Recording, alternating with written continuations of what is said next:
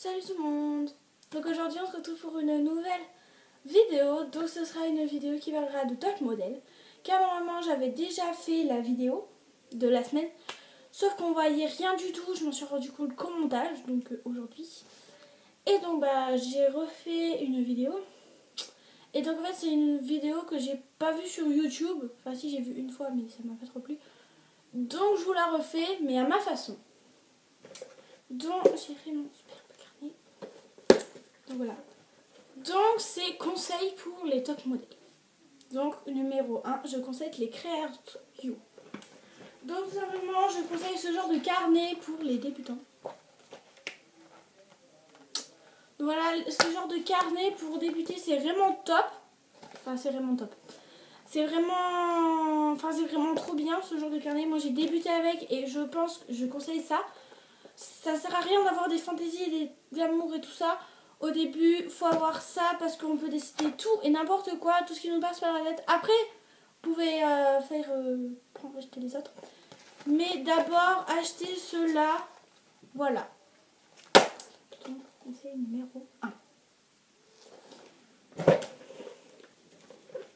Numéro 2, faire des croquis. Je fais pas souvent des croquis, mais ça m'aide. Donc voilà à quoi peut ressembler à un croquis, ça sert à rien de mettre 10 tonnes dessus, de mettre la couleur et tout. Des fois je fais ça mais je m'ennuie.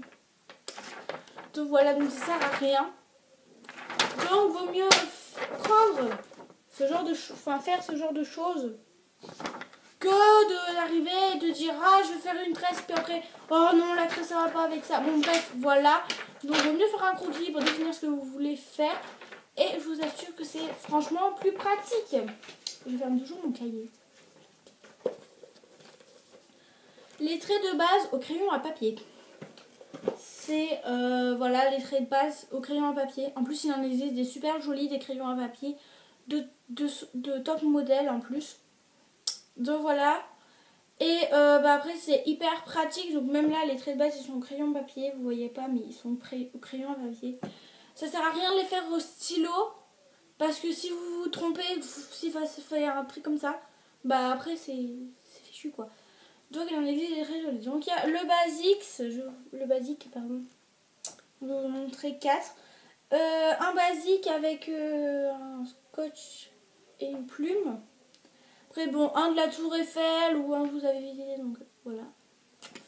Ensuite donc celle-là je l'ai déjà présentée il me semble. Non. Donc là donc c'est un crayon So Happy de chez Top Model avec un pompe bleu. Il existe d'autres couleurs et je l'ai pas testé encore mais je pense qu'il écrit bien. Parce que voilà. Donc c'est vraiment hyper pratique. Il y en existe de toutes les couleurs, toutes les formes. Même si vous achetez pas chez Top Model, c'est pas grave. Il faut que vous fassiez les traits de base au crayon à papier. Sinon vous savez pas quoi faire. Et c'est l'embrouille. Conseil numéro 4. Pour colorier vos créations, je vous conseille les crayons de couleur Top Model. Donc, je vous conseille surtout ce pack. Il y en a 24 pour 12,95 €. Voilà, il y en a 24. Il y a des petits motifs, il y a des étoiles. Ils ont des noms aussi, donc c'est plus facile. Si vous êtes aussi abonné au magazine Top Model et qu'il y a les noms, voilà. Donc, il y a les noms ici et sur le bout des crayons. Attendez. C'est la pratique en fait. Là c'est Link Yellow. Voilà, donc voilà, en sachant qu'il y a quasiment 3 violets, 3 bleus, 3 verts, 3 roses, 3... Bon, il y a 2 rouges. Il y a à peu près toutes les couleurs, ça fait un joli dégradé. Bon, là, c'est plus la zone foncée, là, la zone claire. Mais voilà, donc il y a un large choix de couleurs et il y a du beige. Mais si vous voulez pas acheter de crayon ou si vous n'en avez pas de soucis. Les bics, ça suffira très bien. Moi-même, j'ai commencé avec ça. Après, j'ai acheté la trousse. Après, j'ai acheté les crayons, donc les 4 crayons de couleur. Enfin, 3 lots de crayons de couleur. Donc voilà, donc là, il y en a 18. C'est un lot de 18 crayons de couleur. Le souci avec ceux-là, le souci, c'est qu'il n'y a pas de beige.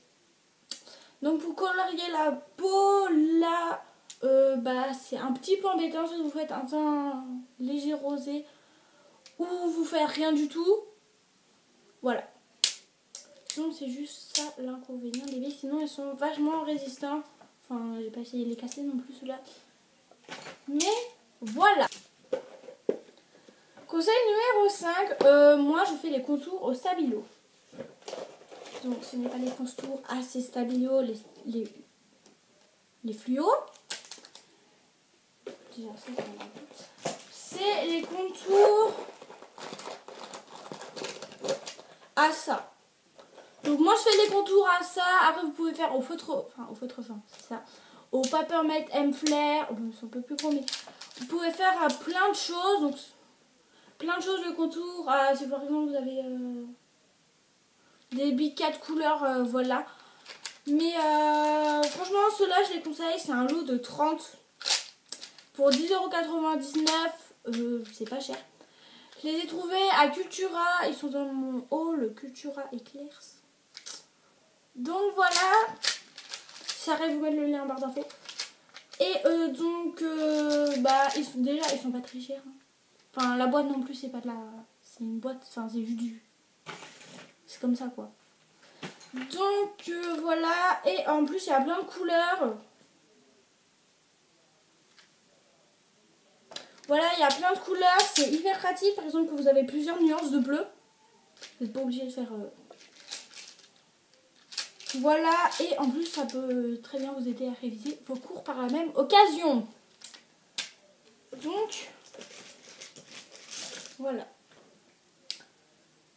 Donc, conseil numéro 6, c'est pas parce que vous faites des créations que vous trouvez ratées qu'il faut forcément les déchirer.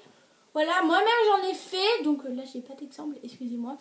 Donc moi-même j'en ai fait, j'en ai arraché 2. Enfin, voilà, moi-même j'en ai fait, ça arrive à tout le monde, surtout aux débutantes, enfin celles qui débutent. Moi aussi ça m'arrive des fois de faire pas bien ses cheveux ou de faire pas les plis de sa robe parce que j'ai pas envie de toute façon. Voilà. Mais des fois, ou alors qu'on en met trop et qu'après on trouve ça moche. Donc voilà, donc faut toujours retrouver le côté positif. Donc si vous travaillez au crayon de couleur, bah, vous pouvez toujours effacer. Si vous travaillez c'est des feutres à alcool je crois, c'est ça. Bah après je peux pas quoi vous dire hein, parce que voilà. Moi pour ma part j'essaie toujours d'améliorer un de petits trucs, d'effacer un peu à la gomme et de refaire un petit peu pour faire genre que ça c'était pas vu. Mais si un jour je rajoute trop de bijoux, je sais pas, moi je les effacerai tout simplement. Voilà, à part si vous allez faire au feutre bic comme moi je fais des fois. Donc voilà, donc pas la peine de se prendre la tête parce que vous avez raté une création. Ça arrive à tout le monde de toute façon de faire des créations ratées. Voilà, ça arrive dans tous les domaines. Voilà, je sais pas moi. Voilà, donc tout ce que j'ai à vous dire, si vous ratez vous focalisez sur une création ratée, vous n'allez pas faire de meilleures créations, donc il faut... Voilà. J'espère que vous m'avez compris, si vous m'avez pas compris, c'est pas grave. Donc, voilà. Alors, le conseil numéro 7, c'est... Moi, je m'inspire de ce que je porte, justement, voilà. Moi, je m'inspire de ce que je porte, ça m'aide toujours à trouver de l'imagination. Je suis jamais en panne d'imagination, je me bloque jamais parce que je suis en panne d'imagination, je trouve toujours un dessin à faire, une robe à faire. Je m'inspire souvent de ce que je porte en fait. C'est souvent ça ma source d'imagination en fait. J'ai tellement l'habitude de me voir porter les mêmes choses, enfin je porte toujours le même pull avec le même jean, que des fois quand je change, je trouve ça tellement joli que je dessine dans mes carnets, c'est tout, il y a pas de secret. Par exemple, si vous faites plusieurs mélanges, vous pouvez faire le mélange que vous préférez ou que celui que vous détestez, même si vous le portez. Voilà, après, moi je trouve pas ça très dramatique. Donc voilà. 8. J'ai mis les tendances, donc ça peut être les tendances que vous trouvez dans votre magazine, donc d'où le conseil numéro 7. Vous pouvez recopier les tendances, par exemple, si par exemple, je sais pas moi, par exemple dans votre école, tout le monde porte la même paire de baskets. Et donc c'est une tendance où tout le monde porte la même jupe, le même jean, enfin le même gilet. Donc voilà, vous pouvez tout simplement le recopier et faire un look de votre école. et faire un look de l'école de votre voisine, enfin du village voisin comme vous l'imaginez, ou si vous êtes déjà allé. Voilà, ou alors si vous êtes au collège, tout le monde quasiment, enfin quand il y en a un qui qui met sa paire de basket et que tout le monde la trouve jolie, tout le monde achète la même. Donc ça fait un peu genre une tendance. Donc voilà, vous avez le droit de le faire. Enfin moi je le fais personnellement. Voilà. Donc c'était le conseil numéro 8. On va passer au conseil numéro 9. Numéro 9. Lookbook. Vous allez peut-être trouver ça bizarre ou je sais pas quoi. Look, c'est le look. Et le book, c'est le livre en anglais. Donc voilà, donc tout simplement ce que vous avez à faire, c'est à prendre un carnet et à noter des idées de robes dessus. Donc le mien, je l'ai perdu, je sais pas où il est. Je sais comment il est, mais je sais pas où il est. Bref, voilà, donc vous faites un carnet, vous mettez tous vos croquis dessus ou dessins de robe, ou si vous dessinez des petites madames, vous pouvez les habiller en gros. Donc par exemple vous croisez une dame dans la rue, vous adorez sa robe, vous allez dessiner la robe dessus. Vous n'allez pas attendre de rentrer chez vous dans 10 heures et de faire c'était quoi la tenue que je faisais. Vous avez juste à ouvrir votre carnet et vous en souvenez. Voilà. Donc c'est tout aussi simple que ça prend 5 minutes quasiment par jour, même si vous trouvez rien aujourd'hui. L'inspiration vient par exemple, vous endormez. Ah tiens, je verrais bien un pyjama avec une girafe. Voilà, ça peut être une idée. Donc voilà. Donc c'était le conseil numéro 9, lookbook. Le conseil numéro 10 est le plus simple, mais alors le plus simple que j'ai pu trouver.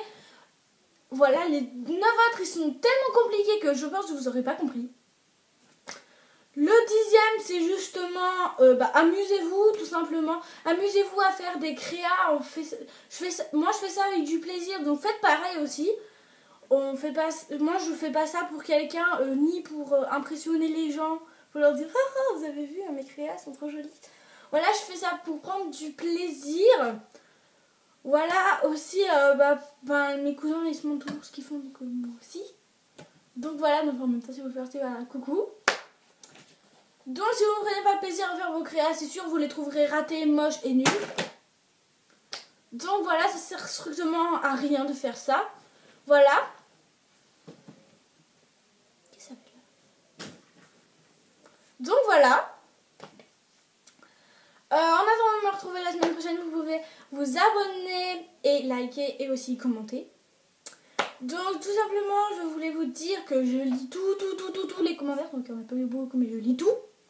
Vous êtes sûr que ce sera lu même si je réponds pas? Je réponds pas, mais je fais la réponse dans ma tête. J'ai pas encore répondu. Voilà, et parce que tout simplement c'était en anglais. Je suis pas très fortiche en anglais. Voilà, et donc je lis tous les commentaires. Donc si vous voulez poster un commentaire, je vous y autorise, je le lirai forcément. Ça peut pas être lu dans la minute qui suit, c'est impossible. Je suis pas H24 sur YouTube. Mais par contre, vous êtes sûr que je le lirai soit le jour suivant, soit le jour d'après. En tout cas, ce sera lu dans la semaine et peut-être que je vous remettrai dans ma prochaine vidéo si je ne l'ai pas tourné d'ici là. Sur ce, je vous fais de très gros bisous et je vous souhaite de joyeuses fêtes!